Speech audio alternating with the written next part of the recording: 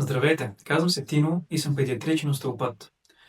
Много родители забелязват, че бебето им държи главичката си наклонена или гледа почти винаги в една и съща посока.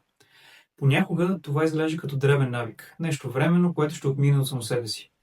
В други случаи обаче това може да е сигнал за по-дълбока мускулна асиметрия. Начинът, по който тялото се е организирало, за да се чувства по-стабилно. И тук идва въпросът: как да разберем дали става дума за временна предпочитана страна или за нещо, което има нужда от внимание? В това видео ще говорим как да разпознаете тортиколиса, как изглежда той в ранните месеци, какви сигнали да наблюдавате и как да погледнете на ситуацията спокойно и информирано. За да можем да разчетем тези сигнали, първо е важно да разберем какво всъщност наричаме тортиколис. Това е състояние, при което главичката на бебето е наклонена на една страна и често завъртяна в противоположната. Най-често това е свързано с един мускул във врата, който се нарича стерноклеидоmastoidния мускул. Той се разполага отзад на ухото и се захваща за ключицата и гръдната кост. Когато този мускул участва повече в движението, главата естествено се накланя към същата страна, а брадичката се завърта в обратната. Това е външната картина, която родителите най-често забелязват.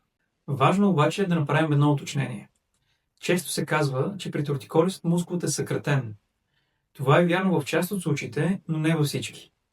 При някои бебета наистина има реално скъсяване на мускула, което ограничава движението. При други обаче говорим за мускулна асиметрия. Това е ситуация, при която мускулът от едната страна е по-стегнат и по-активен, а от другата страна е по-слаб и участва по-малко в движението. И в двата случая външно може да видим много сходна картина, а именно наклонена глава и предпочитана страна. Затова е важно да не гледаме само позицията на главата, а цялостното движение на тялото. Тук наблюдението става ключово. Родителите често забелязват, че бебето лежи по гръб и почти винаги гледа в една и съща посока. Също така могат да забележат, че понякога храненето от едната страна е много по-лесно, отколкото от другата. Може да се види и по-активно използване на едната ръка или леко извиване на тялото като дъга или в буквата С.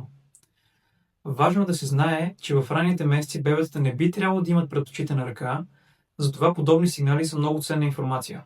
Когато главата често остава в една и съща позиция, с времето това може да доведе и до сплескване. При около 90% от бебетата с тортиколис се наблюдава и плоска зона в задната част на главата. Тя е най-често от страната, към която главата е завъртяна. Това състояние се нарича плагиоцефалия и за него ще говорим малко по-късно в друго видео.